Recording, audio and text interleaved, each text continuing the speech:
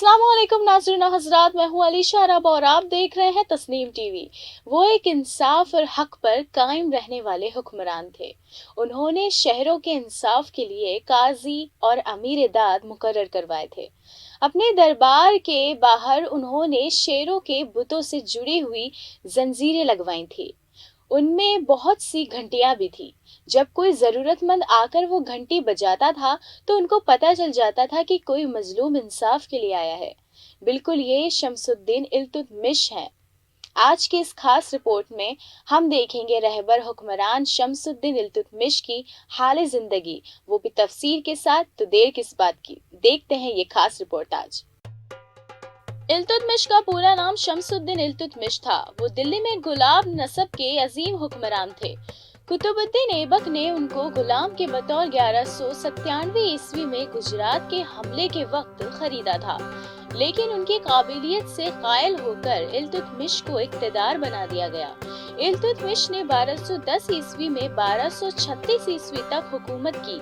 उनकी काबिलियत से मुतासिर होकर मोहम्मद गौरी ने उन्हें अमीरुल उमरा का ओहदा दिया, जिसे बताया गया है कि ये एक इंसाफी पसंदीदा हुक्मरान हैं। इल्तुतमिश के दो खास मुतकाबिल थे, ताजुद्दीन यल्दौज और नसीरुद्दीन कुबाचा। ये दोनों गौरी के गुलाम थे। मंसूरा नाम की जगह पर इल्तुतमिश ने नसीरुद्दीन कुबाचा को शिकस्त दे दी थी। वो सिंधु दरिया में डूबकर मर गए थे। इल्तुतमिश एक बहबूद हुक्मरान थे। उन्हें दिल्ली के तख्त को पाने के लिए बहुत तनाज़ा करना पड़ा। कुल्बी और मुइज़्ज़ी सरदार उनके खिलाफ थे। इल्तुतमिश ने उन सभी का जबर किया। 1215 से 1217 ईस्वी के बीच उन्हें दो ताकतवर हरीफ ताजुद्दीन यल्दौज और नसीरुद्दीन कबाचा से मुकाबला करना पड़ा। इल्तुतमिश ने अपने लिए 40 सरदारों का एक मजमा बनाया था, जिससे जंग में वो फतेह हो सके। उन्होंने जलालुद्दीन मंगबरनी की कोई मदद नहीं की थी, क्योंकि वो मंगोल हमलावर चंगेज खान से बहुत डरते थे। 1225 में बंगाल के हुक्मरान हिसामुद्दीन इवाज ने इल्तुतमिश के सामने शिकस्त कबूल कर ली थी और उनसे मुशर्रत होकर बंगाल में हुकूमत करने लगे। 1229 में बगदाद के खलीफा ने इल्तुतमिश को खिलाफत का खत दिया और उन्हें सुल्तान आजम का ओहदा भी दे दिया।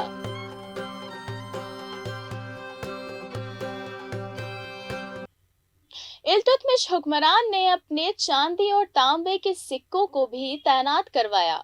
और कौन इनके बाद इनका जानशीन बना, कितनी आल औलाद थी आपकी, देखेंगे इस खास रिपोर्टाज के जरिए। उनकी 4 औलादें थी, नसरुद्दीन महमूद, रकुनुद्दीन फिरोज, रजिया सुल्तान और मुद्दीन बहराम। जिस वक्त कुतुबुद्दीन का इंतकाल हुआ था, उस वक्त इल्तुतमिश बदायूं के सूबेदार थे। वो मुस्लिम कौम के पैरोकार थे। इल्तुतमिश पहले तुर्क सुल्तान थे जिन्होंने चांदी के टका और तांबे का जीतल सिक्का चलवाया था। सिक्कों पर टकसाल का नाम भी लिखा जाता था। उन्होंने खुद को नुमाइंदा खलीफा बताया था। ग्वालियर की फतह के बाद उन्होंने सिक्कों में खुद को ताकतवर सुल्तान के बतौर लिखवाया था। उन्होंने इक्ता निजाम को गालिब किया था। उनकी बेटी रजिया सुल्तान उनकी जानशीन बनी थी। बाकी बेटे काबिल नहीं थे। इल्तुतमिश के बड़े पिसर नसरुद्दीन महमूद बंगाल में हुकूमत कर रहे थे, इसीलिए उनकी बेटी रजिया सुल्तान को ही इल्तुतमिश का जानशीन बनाया गया था। रजिया हिंद की पहली मुस्लिम हुक्मरान बनी थी। मौत के वक्त पर ही इल्तुतमिश ने रजिया को अपना जानशीन ऐलान कर दिया था। जिंदगी का सच है कि इंसान को किसी भी ओहदे को हासिल करने से पहले कुछ परेशानियों को अंजाम देना पड़ता है, जिससे उसे काफी हिम्मत हासिल होती है और वो जिंदगी के मजमे में ऊंचा दिखने में मुकम्मल हो जाता है। कुछ ऐसी ही परेशानियों का सामना अजीम हुक्मरान इल्तुतमिश ने भी किया था, और कैसे उन्होंने तमाम परेशानियों को हल भी किया, जानेंगे इस रिपोर्टाज के जरिए। ऐबक को हिंद में बाकायाम तुर्क हुकूमत को मंजीम करने का वक्त नहीं मिल पाया था।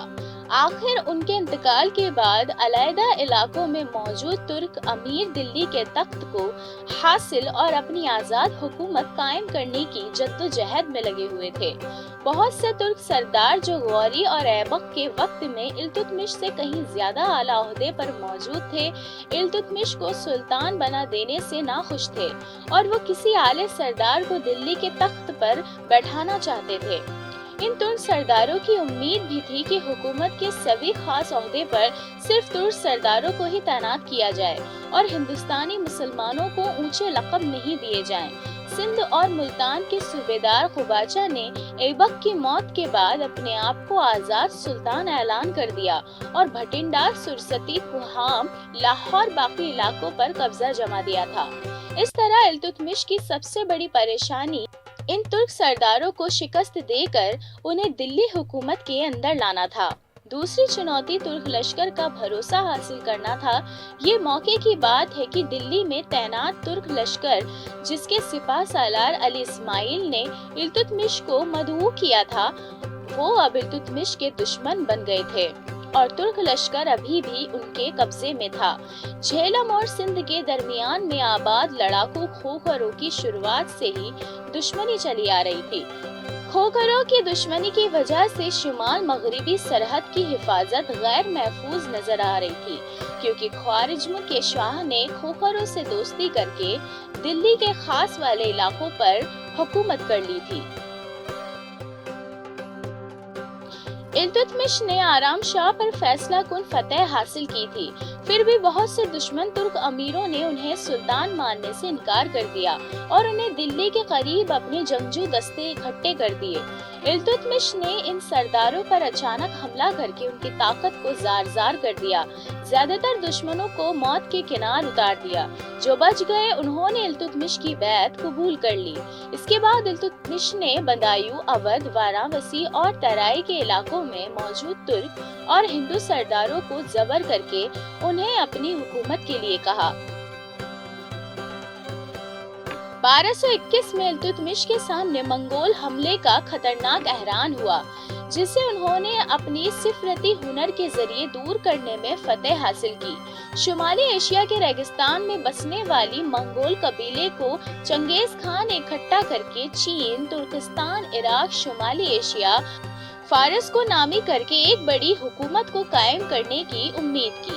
التتمش نے سفرتی سوچ سے کام لیا اور رہنمائی جلال الدین کو کہلا بھیجا کہ ہند کی گرم ساز ہوا آپ کے رہنے کے لائق نہیں ہے، تو آپ پنجاب خالی کر کے واپس لوٹ جائیے۔ اس کے ساتھ ہی التتمش نے بڑی جنگ کی امید کو دھیان میں رکھتے ہوئے زور شور سے لشکر کی تیاریاں شروع کر دی۔ اس طرح التتمش نے دلی سلطنت کو منگولوں کی تباہی سے بچا لیا۔ قباچہ کی طاقت کے کمزور ہو جانے سے انہیں اپنائی ریاست کا خلاصہ کرنے کا موقع مل گیا تھا۔ کامیابی محنتی شخص کا انتظار خود کرتی ہے۔ اسی محنت کو انجام دیتے ہوئے التتمش نے حکومت اور سردار اعلیٰ کا عہدہ حاصل کیا تھا۔ تو اب یہ جانیں گے کہ ان کی کامیابی کا قصہ کیا رہا، کن وجہ سے ان کو ان بہترین لقب سے نوازا گیا۔ دیکھیے یہ خاص رپورٹ آج۔ جب التتمش دلی کے تخت پر بیٹھے تھے تو ان کے سامنے کئی پریشانی اور باقی دعوے داروں کی چنوتیاں تھیں۔ ان سب پر فتح حاصل کر کے وہ دلی سلطنت کو اول بنانے میں کامیاب رہے۔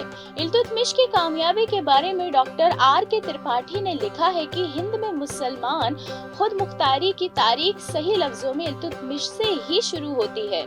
ڈاکٹر نظامی نے لکھا ہے کہ ایبک نے دلی سلطنت کی خاک کے بارے میں صرف دماغی تصویر بنائی تھی، پر التتمش نے اسے ایک عہدے، ایک الہام، طاقتی مجمع فراہم کیا۔ شمالی ایشیا کی انارکی سے نکل کر آنے والے تجربہ کار حکمرانوں کو اپنی حکومت میں جوڑے رکھنا تھا۔ ان تجربہ کار شخص کے ذریعے سے وہ ایک عظیم حکومت قائم کرنے میں کامیاب رہے۔ ان کی سخت حکومت تھی، صوبیدار اور بڑے عہدیدار بھی اور نظم و ضبط ہو گئے تھے۔ خلیفہ کے ذریعے ان کے سلطان عہدے کو اور ریاست کو بڑھاوا دینا تھا۔ ان کے ذریعے تشکیل دے چالیسہ مجمع کی بیعت کے ساتھ ان کا ساتھ دینا تھا۔ इल्तुतमिश हुक्मरान किस तरह की आला शख्सियत थे ये हम जान चुके हैं, मगर एक मर्तबा तफसीरात से जानेंगे कि ओहदाए आला सरदार इल्तुतमिश की जिंदगी और इंतकाल का खुलासा क्या रहा। जानते हैं इस रिपोर्टाज में। इल्तुतमिश में एक काबिल सुल्तान के सभी काबिलियत मौजूद थी। मिन्हाज ने लिखा है कि ऐसा यकीनन किया जा सकता है कि इतना बेलौस हमदर्दी रखने वाला और आलिमों और बड़ों की इज्जत करने वाला कोई और सुल्तान था ही नहीं। हकीकत में इल्तुतमिश एक खूबसूरत, सेहतमंद, बहादुर और गालिब शख्स थे। वो एक आला मुत्तकी हुक्मरान थे और अपनी इन्हीं काबिलियतों की वजह से वो एक सादा गुलाम की हालत से तरक्की करते करते सुल्तान बन गए।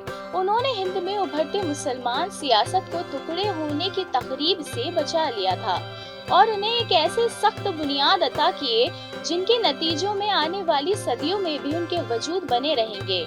उलेमा और मौलवियों के असर की वजह वो बेहद मजहबी रुझान के बन गए। इनमें कोई शक नहीं है कि इल्तुतमिश एक काबिल सियासतदान थे।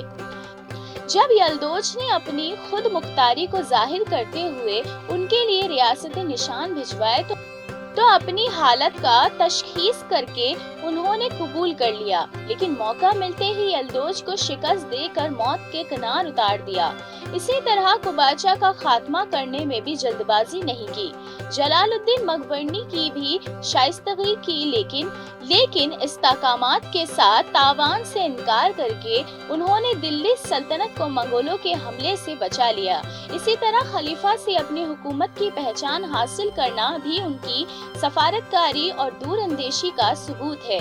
बयाना की मुहिम के वक्त इल्तुतमिश बीमार हुए, उसके बाद वे ठीक न हो सके। उनकी बीमारी बढ़ती गई और अप्रैल 1236 ईस्वी में उनका इंतकाल हो गया। उन्होंने अपनी सिपाही कामयाबी और सराफतकारी के जरिए एक अजीम हुकूमत की बुनियाद डाल दी थी, जो शुमाली में हिमालय से लेकर जुनूबी में नर्मदा तक और मगरिब में सिंध से लेकर मशरिक में बंगाल तक फैली थी। फिलहाल के लिए इतना ही। मुझे दीजिएगा इजाजत। मुल्क और गैर मुल्क की तमाम बेहतरीन खबरों को देखने के लिए देखते रहिए तस्नीम टीवी। अल्लाह हाफिज।